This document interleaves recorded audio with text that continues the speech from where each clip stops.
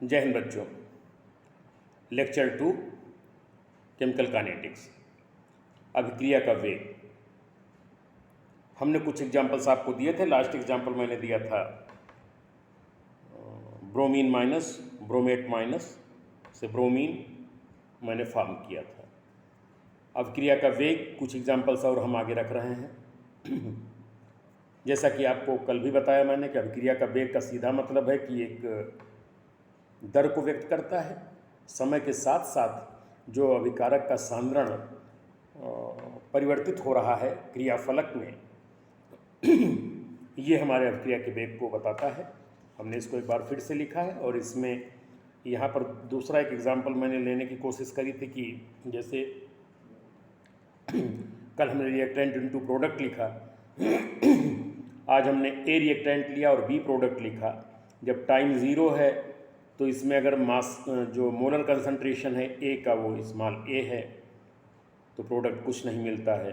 लेकिन जैसे ही थोड़ा टाइम बीतता है, स्मॉल टी मान लीजिए टाइम हो गया, तो ये ए माइनस एक्स रिएक्टेंट हो जाएगा, चूँकि एक्स प्रोडक्ट के हमारे बन जाते हैं। इस पोजीशन में हमारा जो रेट है, जो वेलोसिटी है, उसको dx अपॉन dt से यहाँ पर हमने शो किया। ये दूसरा प्रारूप है, फॉर्मेट है, सिमिलर है सब कुछ। वहाँ पर डेल्टा मैंने शो किया, ब्रैकेट शो किया, यहाँ पे मैंने dx और dt यूज़ किया। d का उपयोग सीधे तब करते हैं जब मात्रा मोलर कंसंट्रेशन बहुत कम हो या समय बहुत कम हो या प्रोडक्ट बहुत कम हो, तो d या डेल्टा d को लेकर के चलते हैं। तो dx अपॉन dt रेट हो गया हमारा। कैसे रिएक्शंस को रिप्रेजेंट करेंगे, ये भी एक तरीका यहाँ पर मैंने फिर दिया है। R equal to D X upon D T, reactant A है तो minus D C A upon D T. चूँकि हमारा अभिकारक टूट रहा है तो जो टूटेगा, कल मैंने बताया पिछले क्लास में, माइनस से शो करेंगे, और जो हमारा प्रोडक्ट होगा वो हम प्लस से शो करेंगे। तो ये बराबर हो जाता है के सी ए के। इसको दूसरे फॉर्मेट में मैंने लिखने की कोशिश की है, कांस्टेंट यहाँ पे दे रहा हूँ मैं। R equal to D X upon D T equal to plus D C B upon D T. D C B का मतलब concentration of B upon D T equal to K C A. Equation 1 और 2 से देख लीजिए तो R equal to हो जाएगा minus D C upon D T equal to plus D C B upon D T. जैसा कि कल मैंने शो किया, बिल्कुल सेम वही है। वहाँ पर ब्रैकेट का यूज़ किया, यहाँ पर हमने C और C भी लिया हुआ है। और R हमारी एक पॉजिटिव क्वांटिटी होती है, रेट हमारा पॉजिटिव क्वांटिटी होती है। इसी तरह से हमने रिएक्शन की दूसरी टाइप ले लिया है। ये सारी टाइप पूछी जाती हैं एग्ज़ाम में, आपको कोई टाइप लिख करके दे देगा, तो जिस रूप में आपको देना है दे सकते हैं, ठीक है। इस पर प्रैक्टिस खूब कायदे से कर लीजिएगा जिससे कहीं गलती ना हो। बार बार प्रैक्टिस करेंगे, ये बिल्कुल बेसिक स्टेज है केमिकल काइनेटिक्स की। तो A plus B equal to C plus D, यहाँ पर सेम तरीके से मैंने जैसे कि ऊपर लिखा हुआ है, बिल्कुल आसान है। R equal to minus D C upon D T हो जाएगा, के C A into C B, क्योंकि हमारा जो रिएक्टेंट है उसी के कांस्टेंट कंसंट्रेशंस होते हैं। R equal to minus D C B upon D T equal to K C A into C B. R equal to plus D C C upon D T K C F C B. R equal to plus D C D upon D T K C into C B. तो इस प्रकार से आप इसका rate फिर लिख सकते हैं। Minus D C upon D T minus D C B upon D T equal हैं, और equal to plus D C C upon D T plus D C D upon D T. ये हमारा एक equation है। तो ये तो हो गए जब हमने यहाँ पर नंबर ऑफ मोल्स नहीं लिया था। और इसके बाद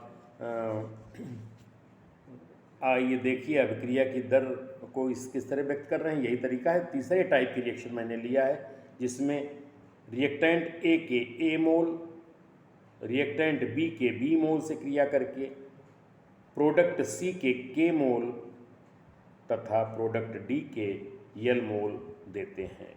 तो जहाँ यहाँ पर जो हमारे मोल के नंबर हैं यूनिट में कंसीडर करेंगे तो इसको 1/A कर देंगे, 1/B कर देंगे, 1/K कर देंगे, 1/L कर देंगे।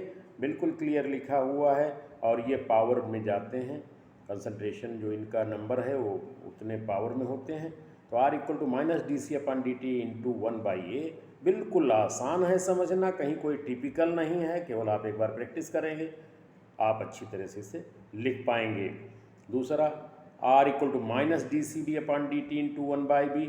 जैसा कि अभी मैंने बताया, जितने रिएक्टेंट हैं, अभिकारक हैं, क्रियाकारक हैं, ये हमेशा घट रहे हैं, ये हमेशा प्रोडक्ट में बदल रहे हैं, तो इनका चूँकि डिक्रीज़ करेंगे तो माइनस में शो कर रहे हैं, ठीक है। और जैसे प्रोडक्ट में जाएंगे वहाँ इंक्रीज़ करेंगे, प्लस में शो करेंगे, तो plus D C C upon D T into 1/k K C A into C B B R equal to plus D C D upon D T into 1/L equal to K C A into C B.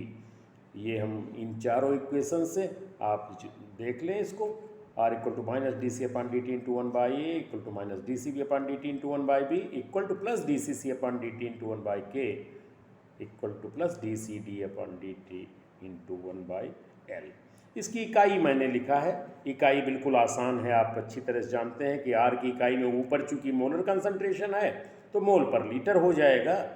Change in concentration मतलब सांद्रण में परिवर्तन, और time taken मतलब लिया गया समय। यही हमारा वेग की परिभाषा यहाँ पर है कि जितना परिवर्तन हुआ हमारे सांद्रण में और कितने समय में हुआ, यही आपको बताएगा।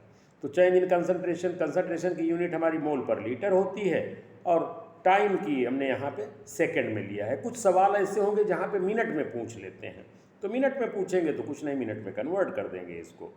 तो देखिए हमारी जो वेग की यूनिट आई, जो कई बार पूछ ली जाती है वैकल्पिक प्रश्नों में, तो मोल पर लीटर पर सेकंड, इसका मतलब मोल लीटर -1 सेकंड -1, ये इसकी यूनिट है। और इसी के साथ इसको हम समाप्त करते हैं। अगले पीरियड को कतई कहीं भी कुछ भी मिस मत करिए। अगर आप डेली इसके साथ मूव कर रहे हैं आपको दिक्कत नहीं होगी, रोज़ अगर इसके साथ नहीं चलेंगे तो आप निश्चित तौर पर परेशानी में आ जाएंगे और फिर समझ में भी नहीं आएगा। ये ध्यान रहे, कहीं किसी प्रकार की लापरवाही की गुंजाइश है नहीं, इसको बहुत ध्यान से देखिएगा। और हम अगले जो हमारा वो होगा उसको बुक में भी देख लीजिएगा आप, कहीं कुछ मिलता है आपको तो हम ये बताएंगे कि वेग को प्रभावित करने वाले कौन से कारक हैं। अभी तो मैंने वेग आपको बता दिया, वेग पे कई सारी प्रॉब्लम आपको दे दिया, रिएक्शंस दे दिया, रिएक्शंस आपने देख लिया कैसे लिखना वो आपको पता चल गया। अब हम बताएंगे कि अभिक्रिया के वेग को कौन से ऐसे फैक्टर हैं जो इफेक्ट करते हैं। अगले लेक्चर में बिल्कुल इसको देखिए, मिस मत करिए और बिल्कुल प्रैक्टिस करते रहिए। ऑलरेडी लेक्चर्स अभी मैंने लेक्चर्स को सीधे उस पर डाल दिया है, पोस्ट किया है, और यहाँ पे बिल्कुल जैसे बोल रहे हैं उसको लेट्स मान लीजिए पेपर आप सामने रख लें, लिख भी सकते हैं, देख लें, लेकिन किसी प्रकार की कहीं कोई लापरवाही ना करेंगे, बिल्कुल कंटिन्यू रहें। तो see you in next lecture with factors affecting rate of reaction. Thank you.